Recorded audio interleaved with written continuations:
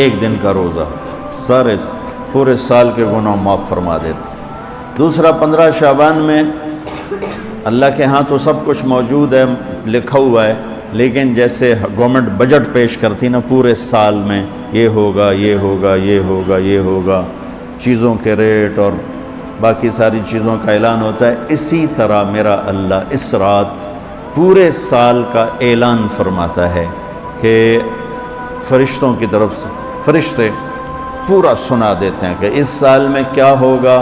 کہاں بارش ہوگی، کہاں نہیں ہوگی، کہاں امن ہے، کہاں جنگ ہے، کہاں بیماری ہے، کہاں صحت، کون کیسا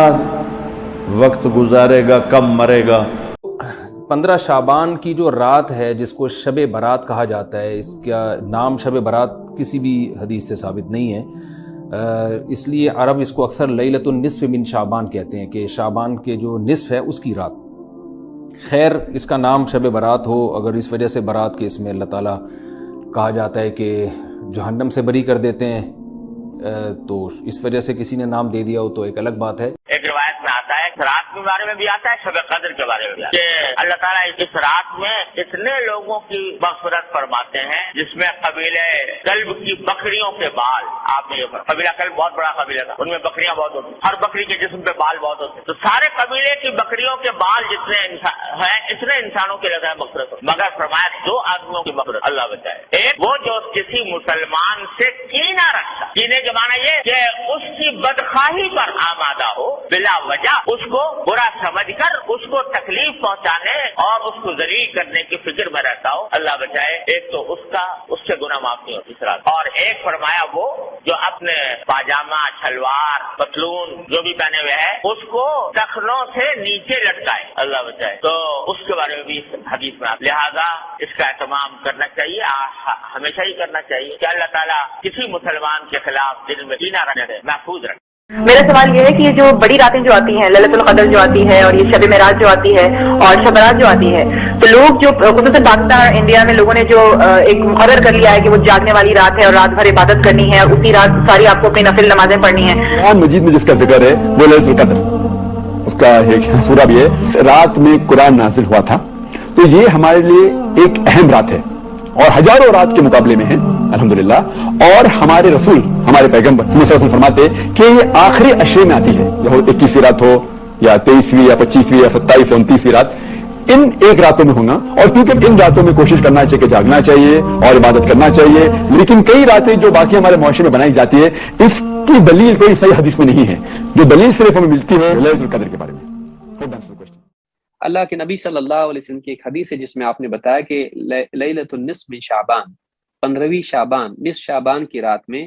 اللہ تعالیٰ یعنی بندوں کی مغفرت فرماتا ہے سوائے مشرک اور مشاہن کے، سوائے مشرک کے اور اس شخص کے جو کسی بھائی سے جھگڑا کیے ہوئے ہو، ان 2 لوگوں کی مغفرت نہیں ہوتی ہے جو خواہش نفس کی بنا پر آپس میں ایک دوسرے کے دشمن بنے ہوئے ہوں۔ لیکن اس سے یہ معلوم نہیں ہوتا ہے کہ اس رات میں عبادت کرنا چاہیے۔ اگر ایسا ہوتا تو اللہ کے نبی صلی اللہ علیہ وسلم اس رات میں عبادت کرتے، صحابہ اس میں عبادت کرتے ہیں۔ بعض تابعین سے اس طرح کی بات آئی ہے لیکن وہ دلیل بن نہیں سکتی، کیونکہ یہ صحابہ اور یعنی نبی صلی اللہ علیہ وسلم اس کی فضیلت بتائیں اور پھر اس پر عمل نہ کریں، اس رات میں خاص عبادت کے لیے لوگوں کو ترغیب نہ دیں، ایسا نہیں ہو سکتا ہے۔ لہٰذا بعض علماء نے اس کی تردید بھی کی ہے اور اس کو سختی سے رد بھی کیا ہے، تو احتیاط اسی میں ہے کہ اس رات کو خاص نہ کریں عبادت کے لیے۔ قرآن کو ہمارے عام طور پر یہ لوگ خیال کرتے ہیں کہ یہ کوئی بڑی مقدس رات ہے، اور بعض لوگ قرآن مجید کی ایک آیت کو بھی اس سے متعلق کرتے ہیں، لیکن نہ قرآن مجید میں اس کا کوئی ذکر ہے۔ قرآن مجید میں جس رات کا ذکر ہے وہ لیلۃ القدر ہے، اور قرآن مجید نے اپنے بارے میں بھی یہ کہا ہے کہ وہ اسی رات میں نازل ہونا شروع ہوا۔ اس رات کے بارے میں قرآن نے یہ بھی بتا دیا ہے کہ وہ اللہ تعالیٰ کی طرف سے بڑے بڑے فیصلوں کی ایک رات ہے، اور جب وہ رات آتی ہے تو اس میں زمین والوں کے لیے اللہ تعالیٰ بڑے غیر معمولی فیصلے کرتے ہیں۔ ہر سال آتی ہے یا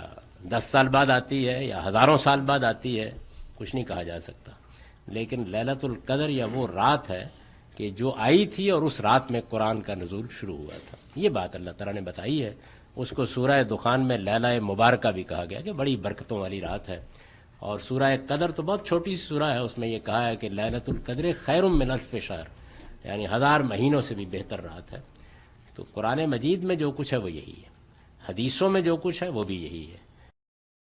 اس رات کو قیام کیا کرو اور اس کے دن کو روزہ رکھا کرو، اور اللہ رب العزت غروب شمس سے ہی آسمان دنیا پر لوگوں کی بخشش کے لیے نزول اجلال فرما لے۔ اور پھر یہ آواز آتی ہے، کیا کوئی شخص ہے جو آج مجھ سے مغفرت طلب کرے اور میں اس کو بخش دوں؟ ہے کوئی شخص جو آج کی رات مجھ سے رزق طلب کرے اور میں اس کو رزق عطا کر دوں؟ ہے کوئی مصیبت میں مبتلا مجھ سے عافیت طلب کرے میں اسے عطا کر دوں؟ اس طرح ندا آتی رہتی ہے حتیٰ کہ فجر طلوع ہو جاتی۔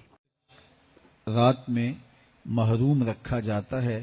ورنہ اللہ کی رحمتوں کا عموم اس بابرکت راتوں میں اس قدر ہوتا ہے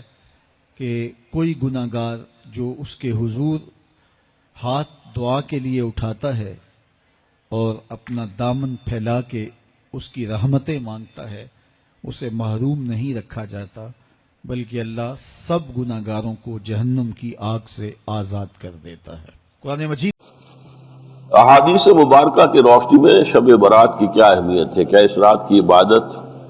ٹھیک ہے؟ شب برات کا روزہ رکھا جاتا ہے، اس کی صحیح حیثیت کیا ہے؟ شب کا روزہ تو کبھی ہوتا ہی نہیں، یہ آپ نے شب برات کا روزہ کیسے لکھ لیا؟ شب رات کو کہتے ہیں نا۔ شب برات جو ہے اس کو کہا گیا ہے اس لیے کہ ان کا خیال ہے کہ اس رات میں اللہ تعالیٰ بہت سے لوگوں کو اس کا کو بخشتا ہے۔ برات، اللہ تعالیٰ جہنم سے ان کو رستگاری عطا فرماتا ہے۔ اس کے ضمن میں جو صحیح احادیث ہے صرف ایک ہے، اور وہ یہ ہے کہ حضرت عائشہ صدیقہ رضی اللہ تعالیٰ عنہ بیان کرتی ہے کہ ایک روز حضور کی میرے ہاں شب باشی کی باری تھی، لیکن میری رات کو آنکھ کھلی تو حضور نہیں تھے موجود، تو مجھے تشویش ہوئی کہ آپ کہاں گئے؟ تو میں ڈھونڈتی ہوئی وہ یا کسی اور کو آپ نے بھیجا، بہرحال مجھے پوری تفصیل یاد نہیں ہے، تو معلوم ہوا کہ آپ جنت البقیع میں گئے ہوئے ہیں اور وہاں پر استغفار کر رہے ہیں اللہ سے، اور تمام جو بھی وہاں پر مردے دفن ہیں ان کے لیے مغفرت کی دعا کر رہے ہیں۔ بس یہ ثابت ہے۔ باقی اب اس میں جو ہے ہندوؤں سے ہم نے مانگ لی دیوالی، تو دیوالی جو ہے وہ روشنی کی جا رہی ہے اور بتیاں جلائی جا رہی ہیں، تو مختلف لوگوں سے ہم نے بورو کی ہیں چیزیں، جیسے عید میلاد النبی ہے وہ ہم نے کرسچن سے بورو کر لی، یا شیعوں کے تعزیوں کا توڑ کرنے کے لیے ہم نے بات بنا لی۔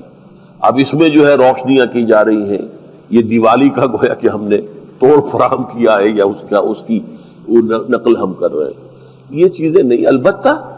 نماز رات کی عبادت تو ہر رات میں بہت اعلیٰ ہے۔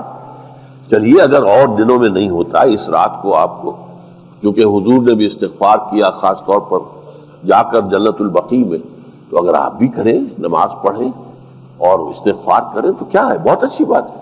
اس میں تو کوئی حرج کی بات ہے ہی نہیں۔ لیکن اسے کوئی تہوار کی طرح منانا، پٹاخے چھوڑنا اور جو ہے وہ روشنی کرنا، یہ بھارت صحیح نہیں ہے۔ روزہ بھی چونکہ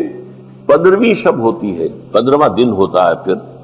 اس اعتبار سے حضور کے معمولات میں تھا کہ آپ ہر مہینے کی 13، 14، 15 تاریخوں میں روزہ رکھتے تھے۔ تو اگر آپ یہ نیت کر کے روزہ رکھ لیتے ہو، کیا کہنے ہیں، نور علی نور ہے۔ اور روزہ کسی وقت بھی نفلی روزہ رکھا جائے اللہ تعالیٰ قبول فرمائے گا۔ شب برات کی رات لالچی نہ بنے کہ صرف میں نے اپنے لیے روزی مانگنی ہے، کل امت کے لیے مانگے رب کریم سے، مانگے اپنے بھائی کے لیے، مانگے اپنی بہن کے لیے، مانگے اپنے بیٹے کے لیے، مانگے اپنی بیٹی کے لیے، مانگے اللہ کریم۔ یہ مانگنے کی رات ہے۔ پچھلی راتی رحمت رب دی کرے بلند آوازہ، بخشش منگن واریاں کارن کھلا جے دروازہ، آئیں اللہ کی بارگاہ میں اس رات کو کھل کے دعا مانگیں۔ یہ شب براعت کی شب ہے، نجات اور چھٹکارے کی شب ہے، انسان کی بدبختیوں سے، انسان کی مشکلات سے چھٹکارے کی شب ہے، انسان کی گمراہیوں سے، جہالتوں سے چھٹکارے کی شب ہے۔ اس کا مطلب یہ نہیں ہے کہ آج شب جبراً سب کو نجات دے دی جائے گی ہر اس چیز سے جس میں وہ مبتلا ہو گیا ہے، بلکہ آج شب انسان کے پاس یہ موقع اور وقت دیا گیا ہے، انسان کو یہ فرصت دی گئی ہے کہ وہ آج شب اپنے آپ کو چھٹکارا دلائے، ارادی طور پر نیت کر کے اور اپنے دل سے آمادگی کے ساتھ، اپنے نفس کی آمادگی کے ساتھ अपने आप को उन तमाम उमूर से निजात दिलाए जिनमें मुब्तला है। शबे बारात बेहद अहम रात है, किसी सूरत से भी इसे गफलत में ना गुजारा जाए। इस रात रहमतों की खूब बरसात होती है। इस मुबारक शब में अल्लाह तबारक व तआला बनी कल्ब की बकरियों के बालों से भी ज्यादा लोगों को जहन्नम से आजाद फरमाता है। किताबों में लिखा है कबीला बनी कल्ब कबाइले अरब में सबसे ज्यादा बकरियां पालता था। कुछ बदनसीब ऐसे भी हैं जिन पर शबे बारात यानी छुटकारा पाने और नजात पाने की रात भी ना बख्शे जाने की वईद है। जो शब बरात के हवाले से एक मशहूर तरीन हदीस पेश की जाती है वो भी मैं डिस्कस कर लेता हूँ कि नबी अलैहिस्सलाम एक रात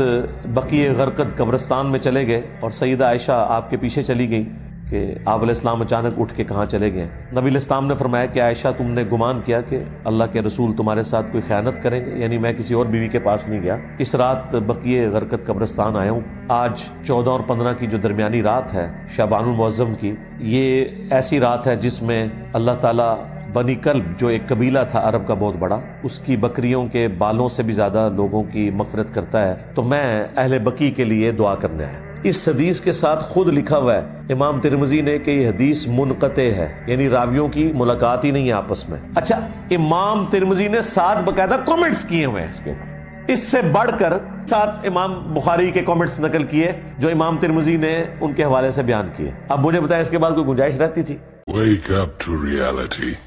बोलना जावे जिवें कल दी रात लंघी, कोई बंदा जिन्हें इल्म हदीस का पता है कि राई बराबर दीन के इस रात का कोई जिक्र, बिल्कुल झूठियां हदीसां नाल अखबार भर देंदे,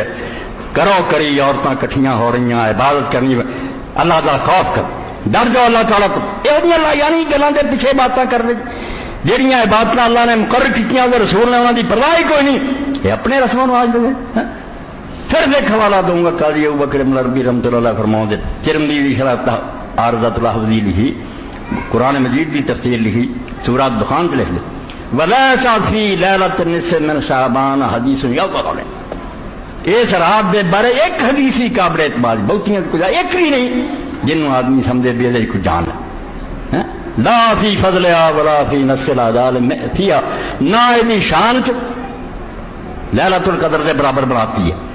ना।